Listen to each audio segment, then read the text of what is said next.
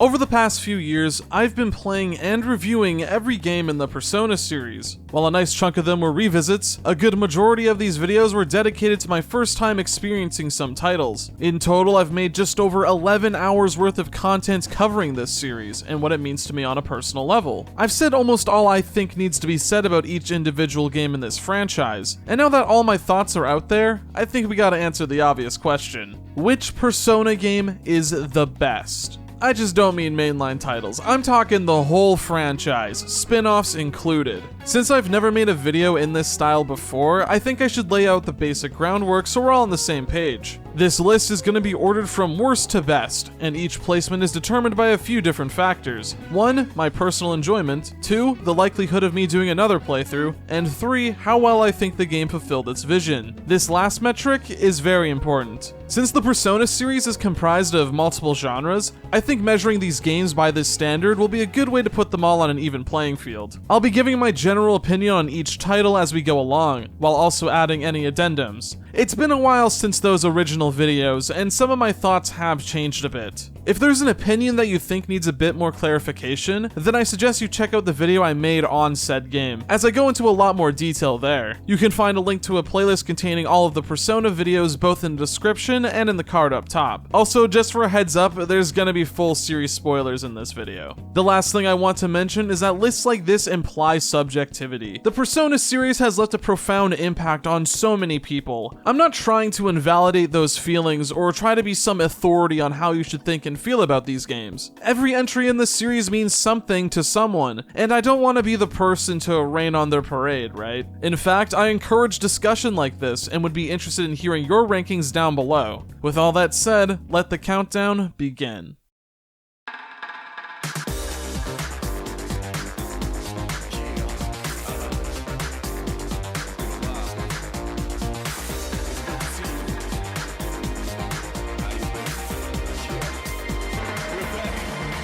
Coming in at the bottom of our list is Persona 3 Dancing in Moonlight and Persona 5 Dancing in Starlight. Okay, so I know I'm kind of cheating by putting these both at the bottom, but let's be real, they're the same game. They came out the exact same day, share the same amount of content, and were marketed as two sides of the same coin. If you want to get the full experience, then you gotta play both. This is exactly what I ended up doing, and let me just tell you, it wasn't worth it. Persona 3 and 5 Dancing, on the surface, might not look to be all that bad, but don't let the shiny coat of paint fool you. They are the purest definition of a cash grab. And no, it isn't because of their concept. I enjoy myself a good rhythm game every once in a while, and the Persona series was a prime candidate for that genre. However, these types of games ride and die on the amount of content they offer, and if you were to ask me, this is the biggest failing of these two games. Persona 3 and 5 Dancing are very bare bones. Both of these games came with only 25 songs each, which, for rhythm games released in 2019, is kinda pathetic. What also doesn't help is that some of these tracks clearly had more effort placed into them than others. Multiple songs across both games consist of music videos comprised of clips from the respective games. You buy this Persona rhythm game to see your favorite characters break it down, only to be greeted by someone's poorly cut together AMV. The worst part about this though is that these games try to stretch what little content they have to their absolute limits. If you want to reach the end credits and unlock the bonus songs, then you need to view nearly every social event, which would be fine if the unlock requirements kept things fresh and exciting, but this isn't the case. Rather than challenging the player by asking them to turn on modifiers or achieving King Crazy ranks, you instead only have to dress up your characters in different outfits. This essentially boils down to you playing the same handful of songs multiple times across different difficulties. It's super repetitive, and the rewards aren't at all worth it. Unless you feel like grinding up the social events, you can see everything both of these games have to offer in just under 3 hours. There's a section of the player base that I know would be fine with that, but if you are a part of that group, then I seriously hope you didn't pay full price for these games. There's simply not enough content to justify it. One of my favorite facts about the Persona fandom is that they're constantly at war as to which game is worse. Like, it's not enough for both of them to be bad, one just has to be worse than the other. Both of these games have some unique problems to set themselves apart. P3 dancing has some of the most obnoxious note charting of the trilogy, and P5 dancing lacks soundtrack variety, while also having some pretty weak remixes.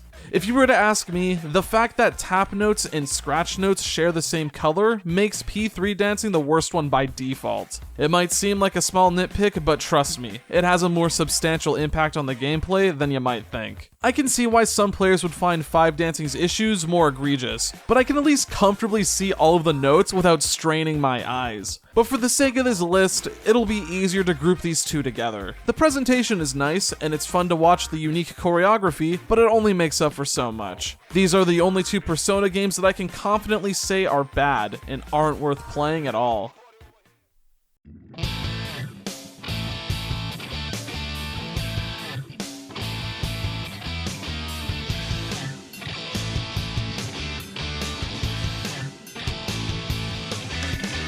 Coming in at the number 12 spot is Persona 4 Arena. I just made a big stink about lumping P3 and 5 dancing into the same category, so why not do the same for the Arena games? Well, the answer is quite simple. Despite the fact that both Arena games share the same core gameplay, there are enough differences between them to warrant different placements on this list. While this just goes to show that Arena Ultimax is a good follow-up, it unfortunately leaves an impact on how I perceive the original. At this point, there's no reason to ever play the first entry in the Arena series, since the sequel has more characters, extra modes, and a more active community. Unless there's some sick piece of hidden tech only available in the first Arena game, then there isn't much drive for me to revisit this one. The only thing I can call wholly original for the first Arena is its story mode, but if I were to judge the experience solely off of that, then oh boy. The story mode of Persona 4 Arena isn't very good. While it's novel that we have an official continuation of Persona 3 and 4, I find that its overall execution is lackluster. This is for multiple reasons, ranging from stale presentation, repetitious structure, and endless exposition dumps. The worst part has to be how the story is divided up across characters. It turns an otherwise easy to understand story into a complete clusterfuck of contradictory information and questionably canon routes. It also doesn't help that they expect you to go through 12 stories just to get the full picture. No thanks, I'm good. Sure, some of these routes are interesting what-if scenarios, but the majority of them are pretty boring. While it's fun getting to see the Persona 3 and 4 casts interact with each other, it doesn't make up for basically everything else. If we were to ignore the story, you're left with some pretty fun and faithful mechanics, but if you're looking for a Persona fighting game, then just play Ultimax. Does that make Persona 4 Arena bad? Not at all. Persona 4 Arena is still a fun fighting game, one that manages to adapt and translate turn-based mechanics into a real-time setting with so much grace. Sure, the game doesn't have the most robust character roster out there, but where it lacks in quantity makes up for in quality. Despite every character sharing universal inputs, every one of them bring a unique playstyle to the table, one that reflects both their canon personalities and roles from their respective games. But when judging the game outside of its core mechanics, we're not exactly left with much here. I already mentioned the story mode, but the only other modes on offer here are very standard. The first Arena game was fine for the time, but nowadays, it's not worth hooking up your old consoles for.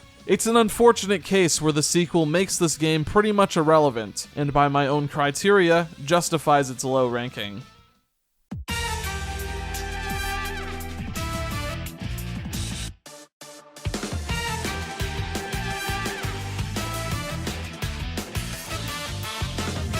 Coming in at number 11 is Persona Q, Shadow of the Labyrinth. I got into the Persona series around the time when the first Persona Q game was making its way over to the West. While I didn't play it exactly when it came out, I did pick the game up not too long after it was released, and was initially really disappointed. As the years went on, part of me felt as though I was a little too hard on the game, so when the time came to cover it in the retrospective, I went in with an open mind. Sure, it's a much more traditional dungeon crawler in comparison to the mainline games, but it could very well be a fulfilling experience in its own right. However, as I replayed the game, I was slowly reminded of the stuff that I didn't like. Yeah, I'm not a huge fan of this one, sorry. Persona Q is a very ambitious game. It features the casts of Persona 3 and 4 coming together to venture through these mysterious labyrinths they find themselves trapped in. But the twist this time is that these two groups are meeting each other during their primes. On paper, this sounds like a recipe for success. Not only do we get to see some of our favorite characters interact with each other, but we're also given so much creative freedom when it comes to creating our ideal party. So what exactly is the problem here? Why is this game ranked so low? It all comes down to concept versus execution. The premise of this game is every Persona fan's dream, though ultimately, I find that most of this game's potential goes untapped.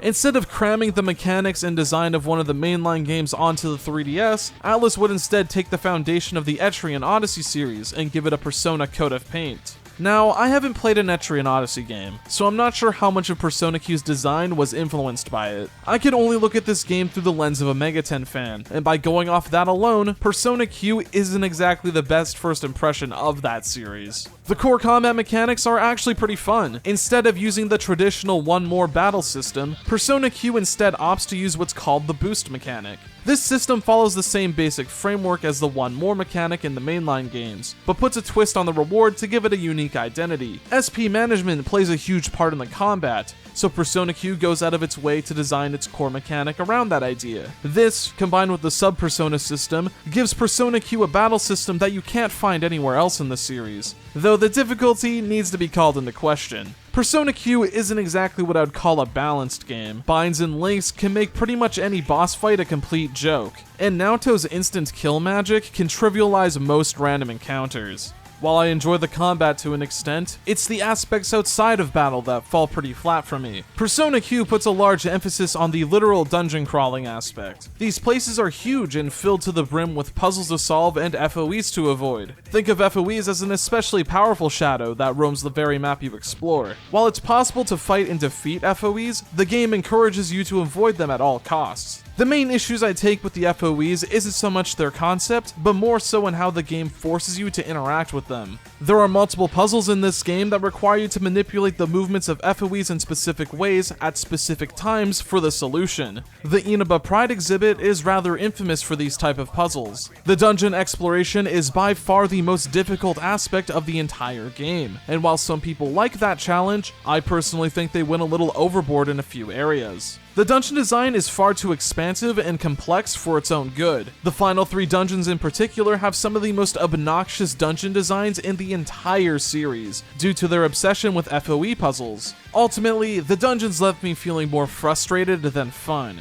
But if you were to ask me, the most disappointing part of Persona Q has to be its story. The game lacks any concrete direction for most of the game. There's a definitive beginning and end, but the middle is severely lacking. Most of the story boils down to the members of SEAS and the investigation team exploring labyrinths so they can find their way back to their respective time periods. There isn't much in terms of plot or character progression, as the game puts all of its narrative focus into character interactions. Once again, the issue isn't so much in concept, but it's the execution that isn't nearly up to snuff. Due to the sheer number of characters featured in this game, not everyone was given proper attention to keep their personalities intact. Nearly every character in the game is boiled down to 1 or 2 defining traits that's used as the basis for running gags. The characters are flanderized to such a degree that the game doesn't even attempt to explore the relationship between these 2 casts. The Persona series has always been about the characters, so seeing Atlus pass up on this amazing opportunity is very disappointing. This leads the story to drag on for most of the runtime, since most of the cutscenes boil down to fan service. While this is fine for most people, I don't like fan service just for the sake of it, and would have preferred more meat to chew on. We do sorta get that near the end of the game, but by that point, it's far too late for me to start caring. Persona Q isn't a bad game. In fact, a lot of people really like it, but in my opinion, a lot of its ideas were either poorly executed or didn't get the proper treatment for it to leave any meaningful impact on me. It's the purest definition of missed potential.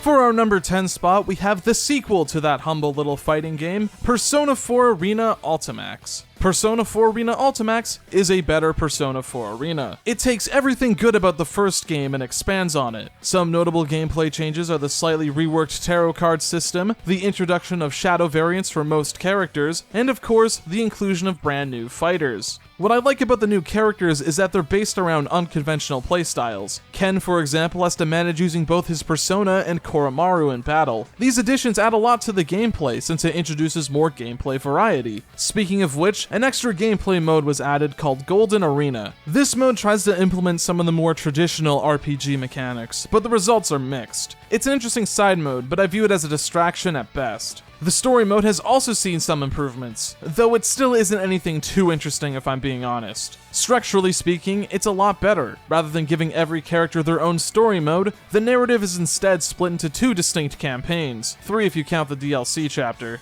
There's the Persona 4 side and the Persona 3 side, but if I had to choose a favorite, then the Persona 3 side is far better. The main antagonist is a perfect fit for the Shadow Operatives, since he serves as a grim reminder to the trouble they went through in their youths. The ending of the Persona 3 side is also thematically a lot more fitting, as it puts more emphasis on Labrys. Narratively speaking, it's far more satisfying to watch your character grow and develop, rather than the investigation team bumbling their way through the story. At the end of the day though, I'm still not the biggest fan of the story mode of this game. Don't get me wrong, it's better than Arena 1, but things are still a little too slow for my liking. Despite being a fighting game, there's a lot of dialogue and cutscenes, and the game still feels the need to provide us with those inner monologues that I just love oh so much. There's not a whole lot for me to say about this one. It's a better Persona 4 Arena, and while it's a perfectly fine game on its own, I struggle to place it above most other games in this series. Arena Ultimax doesn't have the ambition or drive to be more than what it is, and because of that, I don't feel the need to play through it again. The only time I feel the desire to bust this game out is to play with some friends online, but even then, those days seem to be drying up. This is just an inherent issue with fighting games for me. These games are first and foremost built around their multiplayer, so once that community starts to abandon the game, there's little reason for me to go back to it. While Arena Ultimax is fun, I don't feel comfortable ranking it higher than some of these other games when its main appeal is dwindling. The staying power of this game is limited compared to the rest of the series, and since I don't find the narrative to be all that compelling, then I think you can see why it's ranked so low. Let's go!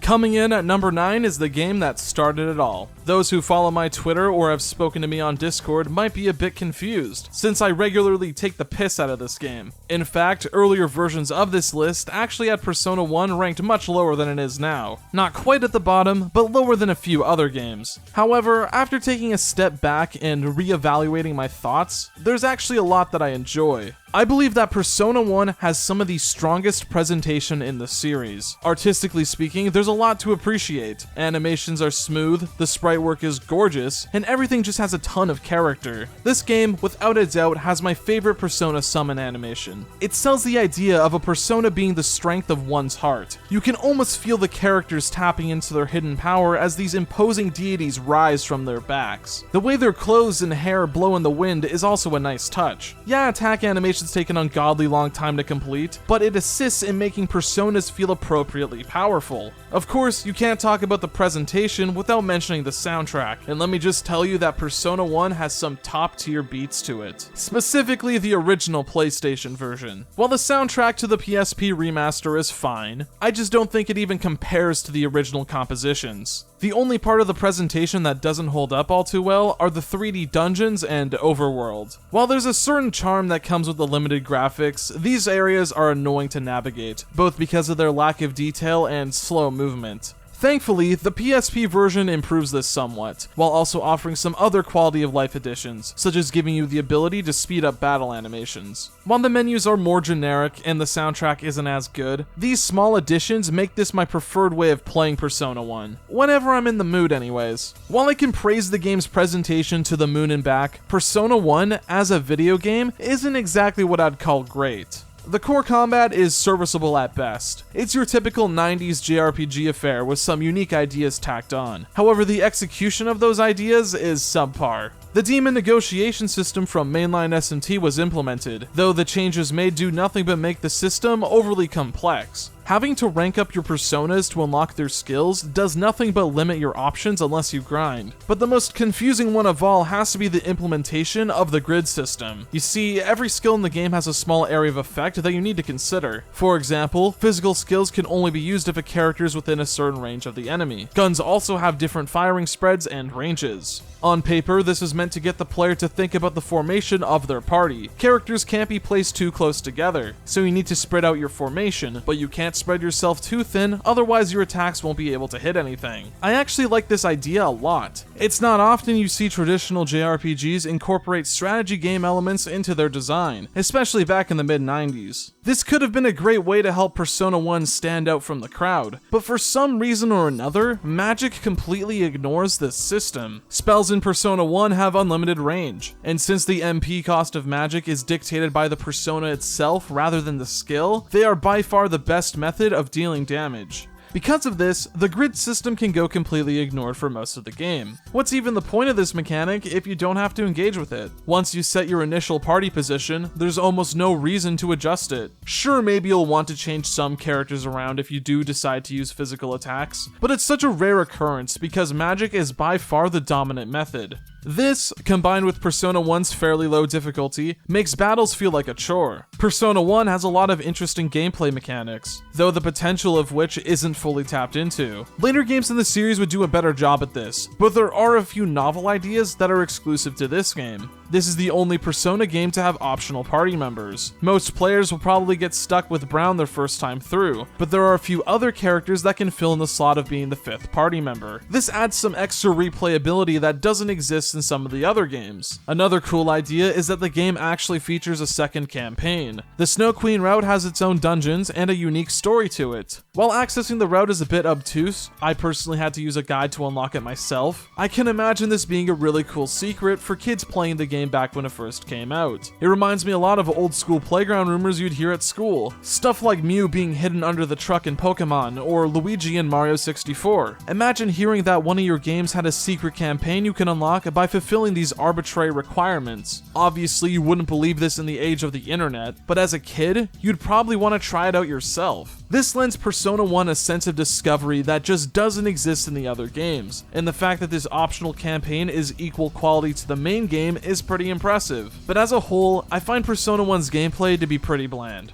The main reason why you'd want to revisit Persona 1 nowadays is for its story and characters, though this aspect of the game doesn't fare much better. Persona 1's story has a lot of interesting concepts to it, though I find that a lot of its potential goes untapped. This is mainly because I find that the narrative feels rather directionless. There's a goal established at the start, and while there is a modicum of character development for Nanjo and Maki, a lot of the events just feel like distractions. Kandori as an antagonist also isn't one that I find to be all that compelling. He has an ambitious goal, but beyond that, there isn't much to him. I will say that I like how once he achieves his godhood, he becomes a very nihilistic person. He dedicated his life to chasing a single goal, and once that dream becomes reality, he feels unsatisfied. It's a cool commentary on how obsession ultimately ruins us as people. Getting everything you want will only momentarily make you happy, but once that feeling is gone, you'll be left with nothing. You know, now that I think about it, the most interesting part of Persona 1's narrative is the subtext, the story that's told without words. People like to clown on this game's opening movie for being boring, but if you were to ask me, it's the perfect tone setter. The game opens up with a quote discussing the natures of dreams and reality. This quote is reflected in Maki's character. Most of the story takes place inside of her idealized version of the real world, one where she's the most popular girl in school and is filled with confidence. In reality, Maki is currently hospitalized due to an illness, so she uses this dream as an escape from her current condition. It all comes back to what's said at the start of the game. When we're awake, are we really our true selves, or are we just dreams? Persona 1 is at its best when it's a character study of Maki, and while this is the focal point for the last 2 dungeons, for most of the game, it's just a background detail. I don't care about Kandori and his plans. What I'm most interested in is seeing how the game explores these themes of identity through its main cast. I would have loved to have seen what else this game had to say about this topic, but sadly, it wasn't the main focus. Persona 1 has a lot of potential, and I think that with a little more work, it could have been something truly special. With the way things are now, it's not bad, but I'd struggle to call it anything better than average. I recommend it if you're interested in seeing how the Persona series got its start, but beyond that, there's better options out there.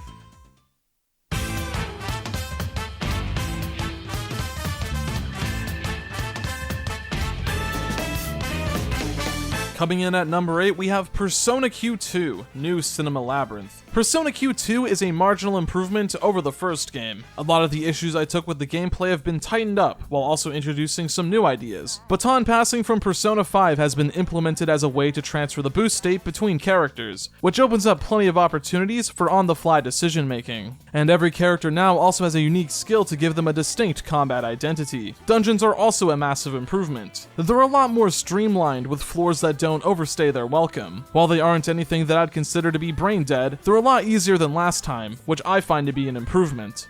I can imagine those who were super into the mind-bending dungeons of the first game feeling a bit disappointed, though I find this to be a necessary change for the sake of accessibility. I don't mind myself a tough dungeon crawler, but Persona Q1 went way too overboard with its gimmicks. Q2's more healthy and even design is also a better fit for handheld gaming, as you can quickly boot up the game and make some progress while on the train or bus. Though a lot of the smaller issues with Persona Q's gameplay went unchanged. The difficulty balance, while improved, is still a bit of a hot mess by the endgame. There's also no experience share, so you need to rely on limited items to keep characters from falling behind. The narrative, on the other hand, is a bit of a different story. The premise and structure are the exact same as the first Persona Q game, though I would argue that it's worse here because of the sheer number of characters fighting for the screen time. Characterization still suffers from being too simplistic, but now the dialogue can sometimes drag on for an eternity. There are times where it feels like every character just needs to give their opinion on the situation, which would be fine, but there are over 25 characters in this game. Like, please, can we just get a move on? Something that I do like about the story of Q2 is its thematic consistency.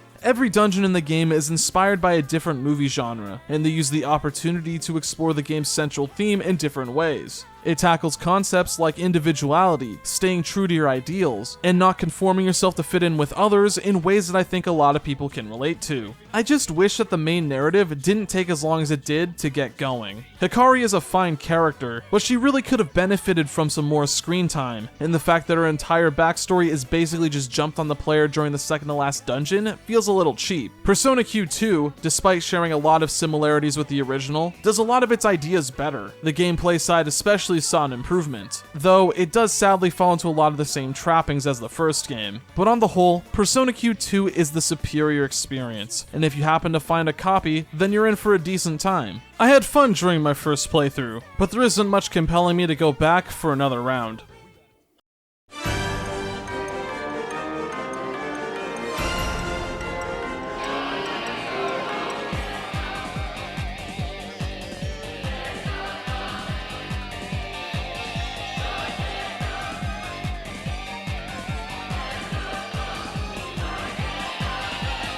Now this is going to be the controversial one. For our number 7 spot, we have Persona 2, Innocent Sin. Now this is one of those games where my opinion on it has shifted dramatically over the years. Those who watched my original review on the game might remember that I thought it was pretty damn good. Sure, I acknowledged some of the shortcomings, but I didn't let those low points detract from what I enjoyed about it. However, as time has gone on, those flaws have become a lot more difficult to excuse. Don't get me wrong, I still think that this is a good game, just not as great as I once thought it was. The source of those feelings stem almost entirely from the gameplay side of things. Persona 2 Innocent Sin carries on the basic foundation from Persona 1, but there are a few alterations to give the game a unique identity. Innocent Sin drops the grid system in favor for the fusion spells. These are incredibly flashy attacks that allow you to combine the power of multiple party members to deal massive damage. The catch with fusion spells is that you need to give up multiple turns to prepare the attack. For example, if you use a fusion spell that requires 3 characters to activate, the first 2 characters will skip their turn, and the spell will only fire off on the third person's turn. This system is pretty badass. It adds a layer of risk versus reward that didn't exist in Persona 1. You're essentially giving up multiple turns to get back a good reward. However, if a character happens to die or is hit by a status ailment, the fusion spell is interrupted, making those past turns useless.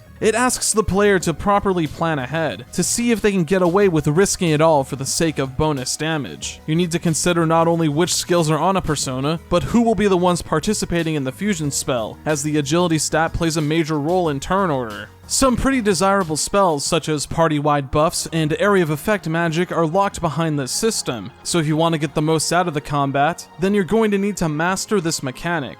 The Persona 2 duology are the only games in the series that don't use the traditional fusion system we're used to. Instead, the game opts to use tarot cards as fusion ingredients, and you're allowed to summon personas that are up to 5 levels above your characters. This is all pretty good stuff on paper, and just by describing it, it sounds like a lot of fun. However, Innocent Sin's gameplay has an Achilles heel. It's a flaw so massive that it completely cripples the combat and ruins any enjoyment that I might have. Persona 2 Innocent Sin is by far the easiest game in the series. Low difficulty isn't an inherent flaw in my eyes. In fact, as long as I'm having fun with a game, I could care less if it leans on the easy side. The problem with Innocent Sin's gameplay isn't just that it's easy, it's the fact that the game is brain dead. There's a reason why Innocent Sin is commonly referred to as Auto Battle Simulator by fans. Even on hard mode, the game offers little resistance, which is a huge problem since there's no reason to engage with its mechanics. But if you do decide to go out of your way to take advantage of the tools given to you, then watch in awe at how easy you can kneecap all challenge. Once you unlock Pegasus Strike and Materu Kaja, that's it, the game's over. Nearly every boss in the game crumbles to the same 1-2 punch. And while that does mean you won't be wasting too much time in battle, it doesn't fix the issue.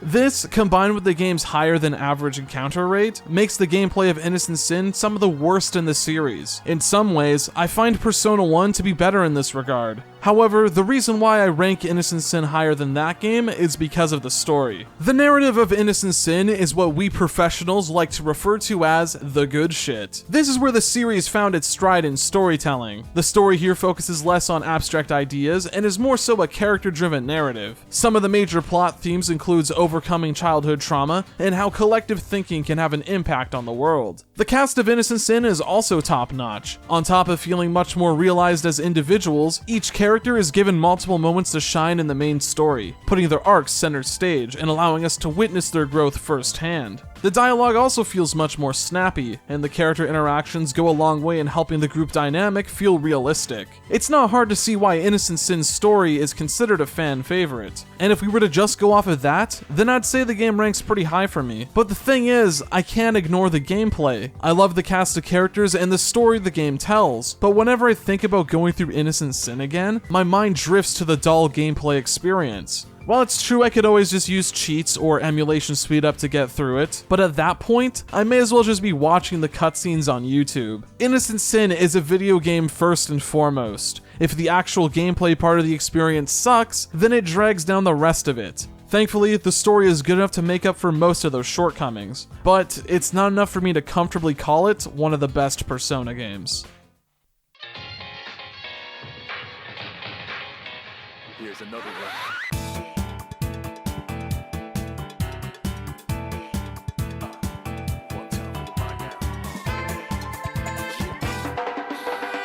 Okay, hear me out for a second. Persona 4 Dancing All Night is a pretty easy game to make fun of. On the surface, it's a pretty ridiculous concept, and it just screams cash grab. How could the game possibly rank this high for me? Well, that's because, by my own standards, the game manages to fulfill its goals rather well. In terms of the core gameplay, it's the exact same as the other two dancing games, but the main difference is in the note charting and the amount of content on offer. Songs are charted in very intuitive ways, notes are easy to distinguish from one another, and the difficulty for each song is just right. Sure, there are some moments where the tracks become a little too hectic for my liking, but I can only count a few times where that happened. But what really sets Persona 4 Dancing apart from the other two games is the amount of content on offer. On top of having 27 songs on disc, Persona 4 Dancing features a fleshed out single-player campaign. A rhythm game having a story mode sounds odd on paper, and you might initially expect it to be a disaster. But no, the narrative the game tells is actually good. Like, it's annoyingly competent. The main story of Persona 4 Dancing carries on the same themes from the original game, though this time, it also aims to critique the toxicity surrounding the Japanese idol business. It highlights how the women in that field are treated as nothing but mascots to sell products, and how this has an impact on their personal lives. The members of Kanami Kitchen suffer from a deep-rooted fear of rejection. They're afraid to express themselves as who they really are because they're afraid of losing the fanbase they built up. This leads the members to fully embrace their idol personalities,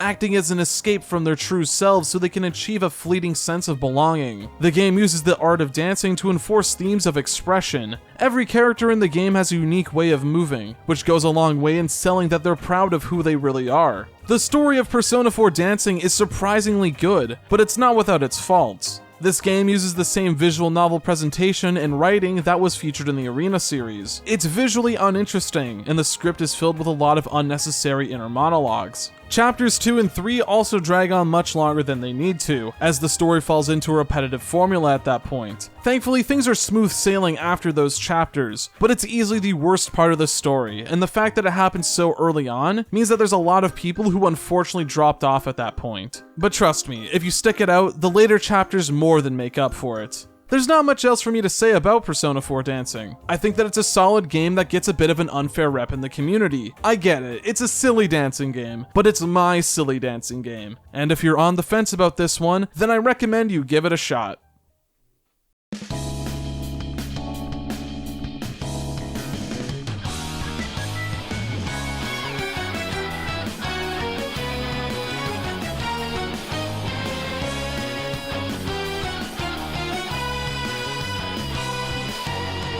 Coming in at number 5 is Persona 5 Strikers. Man, it's hard to believe that it's been nearly 2 years since this game launched in the West. Currently, this is the latest game released in the series, and as a result, most of my thoughts are basically unchanged since my original video. Persona 5 Strikers is the best spin-off title in the franchise. In fact, I believe that calling it a spin-off is doing the game a disservice. With the other spin-offs featured on this list, you can tell that corners were cut as they would either feature visual novel storytelling or weren't the most content-rich. Persona 5 Strikers bucks that trend, and feels like it received a proper budget to fulfill the developers' visions. Persona 5 Strikers is what people like to refer to as a Musou game. Think Dynasty Warriors, but with a Persona coat of paint. However, the mainline Persona influence goes beyond aesthetic. The core gameplay and design of P5S feels more like an action RPG than a typical Warriors game. You exploit enemy weaknesses to earn all-out attacks, baton passing lets you switch characters on the fly, and even Persona Fusion made its way over. When looking at the mechanics on offer, it feels very Persona. The only difference is that it's implemented in a real-time setting. This is probably the most impressive part about Strikers to me. It would have been very easy to just take the same core systems from any other Warriors game and slap in the Persona 5 cast and call it a day. But no, Koei Tecmo went the extra mile to craft something closer to the main series, and as a huge Persona fan, I appreciate the effort. Though, it's not without its issues. While Persona 5 Strikers is a high-octane action game, it doesn't exactly have the most amount of depth in the world. Almost every random encounter can be beaten by mashing out combos and occasionally taking advantage of enemy weaknesses.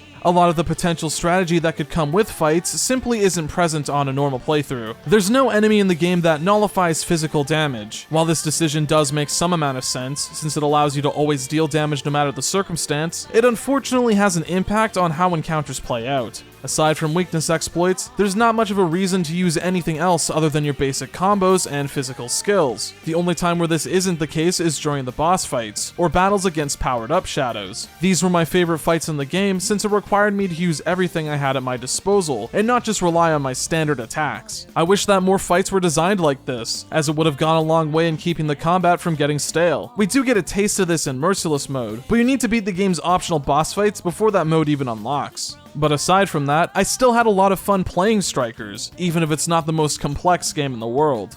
The story is also pretty good too, but I think it's the game's weaker aspect. The new characters, while fleshed out, feel more like new takes on old ideas rather than being wholly original. Zenkichi especially, since his main conflict and relationship with his daughter is a little too similar to Persona 4's Dojima for my liking. The final act of the game also feels like a bit of a retread from the final act of the original Persona 5, even going as far as to feature a boss fight against the Demiurge, who fills the same role that Yaldabaoth did in the original game. But aside from that, Persona 5 Strikers Striker's story is mostly original. In fact, it goes out of its way to address some of the complaints I had with the original Persona 5. Party members that didn't get a whole lot of screen time now have dedicated arcs where they're the central character. The new antagonists are also pretty good, if a little formulaic for my liking. The first 3 jails in particular fall into a similar formula with how they're structured, though the game does shake it up a bit starting from the 4th jail onwards. The Osaka jail specifically stands out as being my favorite from a narrative perspective, and if you were to ask me, works better as a final dungeon than the actual finale. But on the whole, Persona 5 Strikers is easily my favorite Persona spin-off game to ever release. It has some fun gameplay, a good story, and feels like a product that had a lot of care and attention put into it. This is one you should absolutely check out if you haven't already.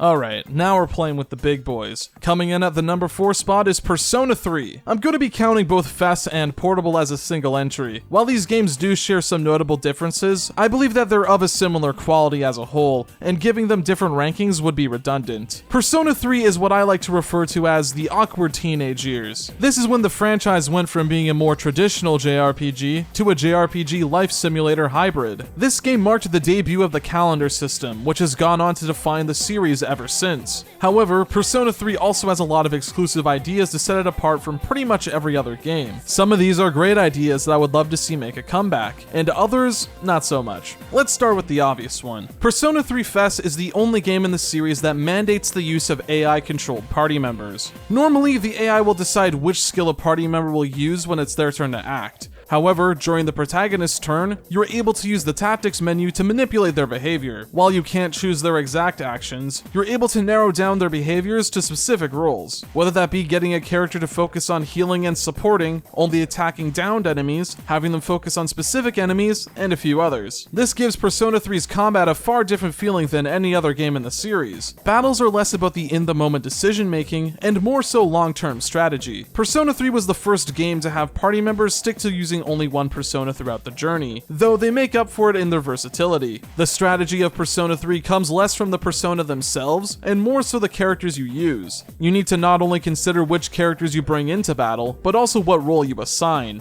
This was all done to enforce the feeling of being a squad leader, which is something that hasn't been attempted before or since this game. In all honesty, I find this to be a pretty novel concept, though it's the implementation of this system that rubs me the wrong way. Because of the inherent limitations that come with the tactics menu, enemy formations need to be designed in a way that doesn't break this system. What we end up with are some pretty boring enemy formations that consist of only 1 or 2 enemy types. The one more mechanic kind of feels at odds with the tactics menu, since the AI actions don't have the same nuance as ones made by regular players. If the AI can exploit the weakness of any of the shadows, then they'll always use their extra turn to double down on damage. It's either all or nothing with these guys, so if they set you up for an all-out attack, then you pretty much have to go with it. The problems don't stop there either, since the AI sometimes has an issue with picking the correct skills. Yukari is a pretty difficult character to work with. Despite her specialty being healing, she has a hard time deciding when to pull out the party-wide healing magic, and will instead spam single target healing. Your party needs to be within a certain HP threshold for her to consider using Medea, which I think goes against what most players would do in certain scenarios. The tactics system works about 90% of the time for me, but the few moments where it doesn't work leads to a lot of frustration. Persona 3 Portable offers the option to use direct commands, and while I find this to be preferable, it just further highlights the lackluster enemy encounters. When the tactics system works, it can be pretty fun, though I still find it to be a little too hands-off for my liking. But when you think of modern Persona, the first thing that comes to mind is most likely the social simulator aspect. As I mentioned earlier, Persona 3 was the introduction of the calendar system and social links. While the stories they tell vary massively in quality, for a first crack at the idea, it fares rather well. Not only do social links provide the player with a bunch of optional content to engage with, it serves as a method to express the narrative's themes in the gameplay. Persona 3 is about facing the inevitability that all life will eventually come to an end. However, death isn't something that we should be afraid of. have. It's the opposite, in fact, as it acts as the ultimate motivator. We should live our lives to the fullest, make the most out of the time that we do have in life, so that we won't have any regrets when it's time to say goodbye. This is probably why maxing out every social link in one playthrough is such a big challenge. It might not be possible to see and do everything you want to in life. Rather than stress ourselves out about the unknown, we should cherish what we have now because we never know what the future has in store for us. The main story focuses on how the party deals with these feelings of loss and regret. However, they don't let these grim times conquer their futures. Through their darkness, they're able to find a new resolve and gain some perspective on the world. It would have been very easy to make the game about how much life sucks and how there's no reason to put any effort into anything. But Persona 3 subverts those expectations by instead having its core message rooted in optimism. It's easy to see why so many people connected with Persona 3 and consider it their favorite game in the series. Its highs are some of the best the franchise has to offer, though at the same time, it has some pretty distracting lows too. I'm not sure how many people are going to agree with this, but I find that the first half of the story is a little too slow. It spends so much time planting seeds for future expansion that it feels rather directionless. The story only starts to pick up around August, and once we reach October, things start to get really good. And man, that ending never fails to get me emotional. Persona 3 is borderline great to me. It has a pretty interesting but flawed battle system, was the introduction of the social sim aspect of the series, and has a core message that a lot of people can heavily relate to. But whenever I think about the greatness surrounding the game, I also think of the flaws that weigh it down. Don't let that discourage you from playing the game yourself, however, because at the end of the day, Persona 3 is truly something special.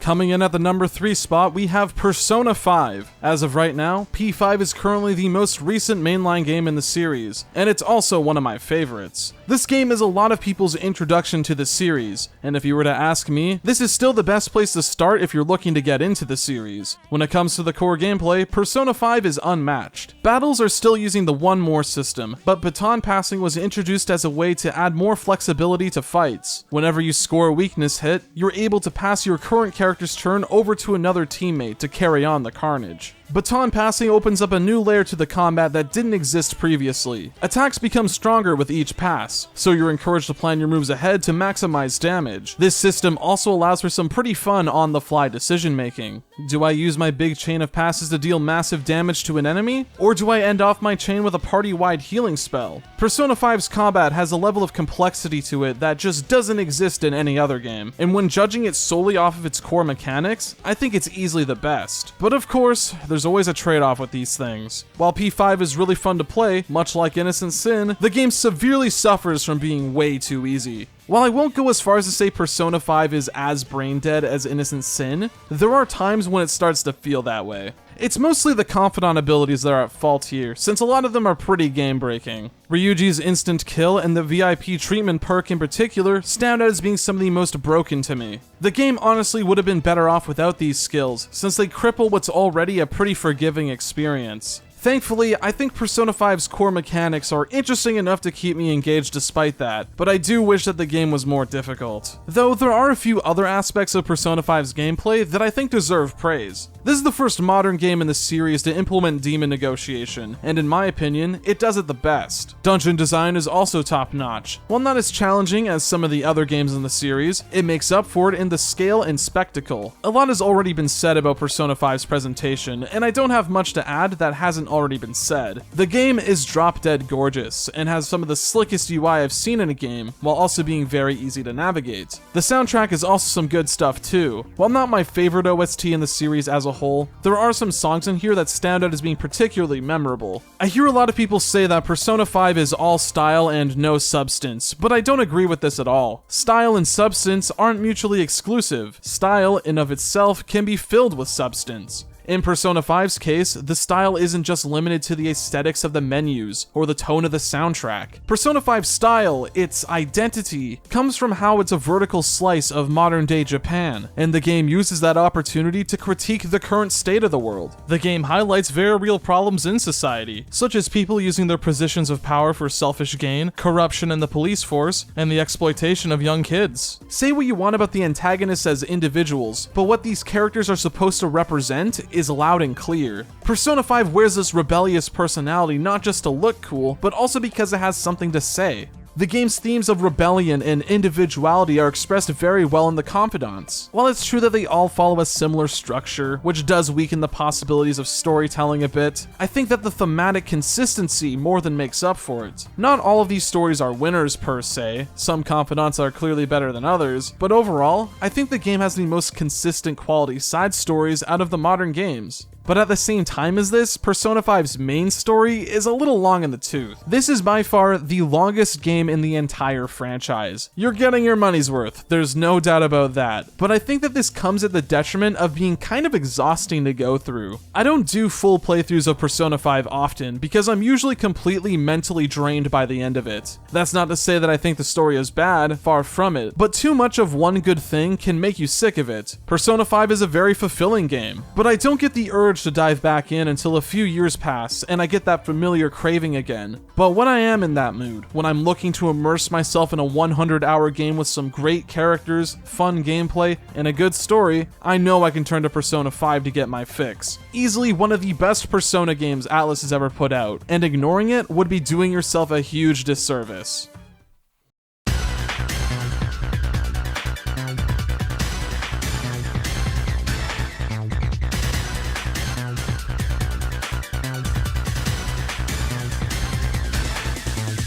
Coming in at number 2 is Persona 2 Eternal Punishment. This is by far the most underrated game in the series. You always hear people talking about Innocent Sin, but there isn't nearly as much love towards its direct sequel, and I can't help but feel as though it's because not many people have played this one. There are so many people who treat these two games as if they're the same, when that's not the case at all. Sure, both of these games are called Persona 2, but one is clearly a sequel that has updated mechanics and design, plus is sold as a separate product. But hey, a fan translation of Eternal Punishment on PSP has recently been released, so if you haven't played the game yet, now's the perfect opportunity. On the surface, Eternal Punishment's gameplay looks to be a carbon copy of Innocent Sin's. While it's true the two share a core foundation, the name of the game this time around is Refinement. The overcomplicated contact system from Persona 1 and Innocent Sin has been greatly simplified. Rather than choosing from a massive list of actions, contact methods are instead determined by the character in question. This is a good change in my eyes, since it streamlines the mechanic without getting rid of the depth that existed previously. The difficulty balance has also been heavily reworked. Eternal Punishment is commonly referred to as one of the most challenging games in the series, which is something that I can agree with. If you were to ask me, this alone makes the game an improvement over Innocent Sin. You could breeze through most of that game without having to pay much attention to the core mechanics. However, this isn't the case in Eternal Punishment. The game forces you to engage with its systems due to this added layer of difficulty, and because of that, it's much easier to appreciate just how solid the combat mechanics are. As someone who's been playing these games for almost a decade now, there are a lot of fights in Eternal Punishment that kept me on my toes. And the game has some of the best boss battles in the series, both mechanically and in their narrative context. Speaking of which, my thoughts on the story of Eternal Punishment have changed a bit since my original video. Back then, I thought the story was pretty good, but not as solid as Innocent Sin's, though nowadays, I actually find that the story here is just as good, if not better, than that game's. I believe this is because the core themes of the game resonate with me a lot more now than they did back when I first played it. Eternal Punishment's story tackles various ideas throughout its runtime, but to me, the story is ultimately about the difficulties of being an adult and learning to accept responsibility for your actions. Every main party member in the game deals with some form of self-doubt, whether that be battling with feelings of regret, guilt, or jealousy. However, it was how this theme of adulthood was expressed through the character Tatsuya which really connected with me. Tatsuya was the protagonist of Innocent Sin, and in that game, it's established that he's about to graduate high school and begin his adult life. During the events of Eternal Punishment, Tatsuya struggles to grasp what it truly means to be an adult, and for most of the game, has a very warped view on the concept. To him, being an adult means to suck it up and face your problems by yourself. To rely on others makes you weak, and if you cause a mess, then you alone have to atone for it. But once Tatsuya joins the party, his worldview is gradually shifted. This culminates in one of my favorite scenes in the game, where Tatsuya asks the other characters if being an adult is difficult. No one is able to give him a straight answer other than the self-serving Baofu, who drills in that adulthood is filled with hardship. But by the time Tatsuya's journey reaches its end and he's ready to accept the responsibilities of his sins, Baofu is there to remind him that there are some upsides to growing up. Persona 2 Eternal Punishment is the only game in the series that has an all-adult cast, and because of it, the game can tackle more nuanced themes. The main story is all about emotional maturity, and this theme is demonstrated perfectly through our cast of characters. They aren't treated as paragons of justice, all of them struggling to deal with the hardships of their own lives, some of them even momentarily giving into that darkness. But it's how we deal with that hardship that defines us as people, and even if we can't deal with that on our own, we can lean on the ones closest to us for support. Eternal Punishment has quickly become one of my favorite games in the series. Sure, it's a tad outdated in a few areas, but if you're willing to put up with some of the jankier aspects of the game, then you're in for one hell of an experience, one that I think deserves more attention than it gets. Though, for as great as Eternal Punishment is, there's only one game in the series that I think is better. One game that rules over them all and perfectly captures what I think the essence of the Persona series is. And yeah, you probably all saw this one coming.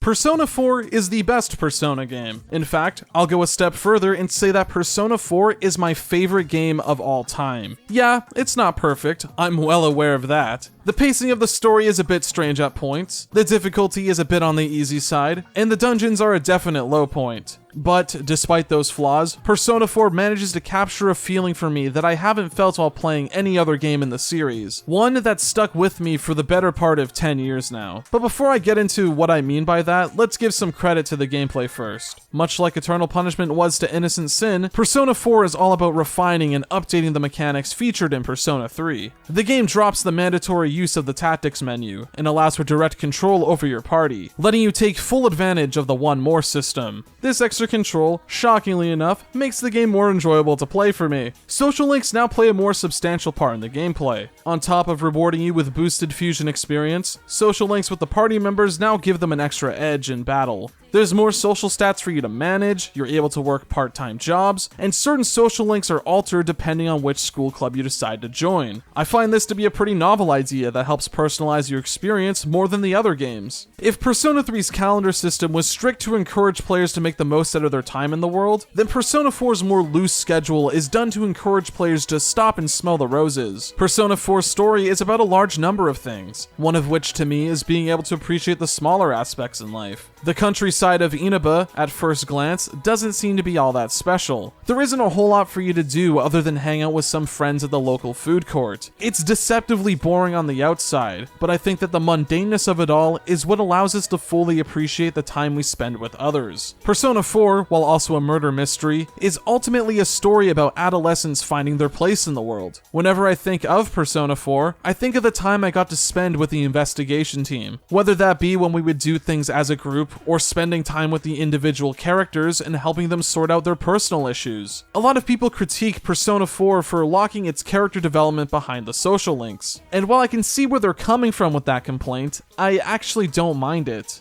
I find this to be a natural evolution of the social link system, and it acts as a way to tie the narrative directly into the gameplay while also giving us further insight into who these people are. The fact that I have to go out of my way and actively engage with these characters makes their growth feel more impactful for me. It enforces the idea that bonds have a substantial impact on our lives. Sometimes all we need is a shoulder to lean on, someone we can depend on to help us back up whenever we're feeling lost. This isn't just limited to our main party too, since every social link in the game tells a deeply personal story that I can imagine a lot of people relating to. Persona 4 has my favorite iteration of the social link system, and it goes a long way in making the time spent in Inaba feel special. As cliche as it sounds, Inaba itself is a character, one that changes throughout the story, and despite it being nothing but a series of code, it feels like a real place. But the real reason why Persona 4 is my favorite game is because of its core message. Persona 4 is a story about identity. It's about confronting and accepting the sides of ourselves we're afraid to admit exists. It's a theme that I think anyone can relate to, and it's perfectly demonstrated in our main cast of characters. All of them deal with an insecurity of their own, and the game dedicates ample time exploring the problems that plague us in our youths. However, we shouldn't let that inner darkness define who we are. We are more than our flaws, and we can always learn to conquer and move past those feelings, becoming better people in the process. The main antagonist is a perfect foil for the investigation team. He serves as a reminder of what could happen to someone who's unwilling to let go of their ego. They can end up feeling lonely and spiteful to the world around them, filled with feelings of entitlement and nihilism. It's only fitting that the ones who come up on top in the end is the group that's willing to accept change and don't allow themselves to be shackled by their self-doubts. Persona 4 is truly a one-of-a-kind experience. It's a game that means a lot to me on a personal level, and I will admit that I have some bias towards it. I played this game at just the right time in my life. I was around the same age of these characters, and I was dealing with some similar insecurities.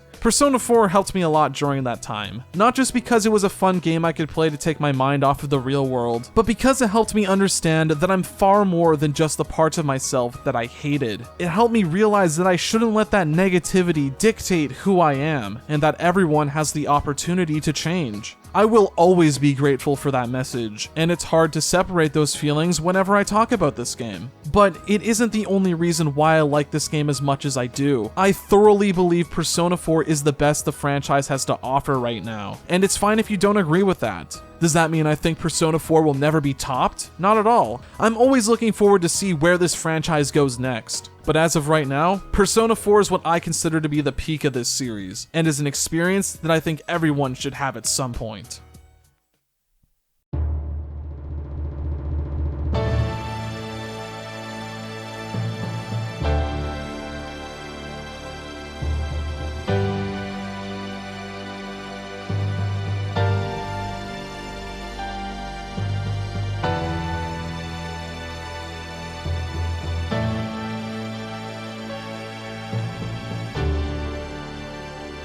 Well, this is it, huh? Nearly 3 years ago, I set out on this retrospective, and now, it's finally time for it to come to an end. The Persona series means a lot to me on a personal level. It's easily my favorite franchise in all of gaming, and without it, I wouldn't be who I am today. Not just because it played a huge part in carving out my online identity, but because it was the gateway to meeting some of the coolest people I've ever met. I was introduced to some of my closest friends thanks to Persona, and it's something that I'm going to cherish for the rest of my life. Persona has always meant the masks that we wear around others, and funnily enough, I think that this can apply to this series as a whole. What you may initially think is just a standard JRPG set in a contemporary setting is actually some of the most human games you can ever find. Almost all of them are deeply personal experiences that tackle themes that have a chance to resonate with someone. Regardless of how I personally rank these games, all of them are worth experiencing in some form or fashion. I will never forget the good times these games brought me, and it's sad to see that it's finally over. Does that mean I'm never gonna talk about Persona again? Of course not. Whatever Atlus has in store for us next, I'll be sure to check it out.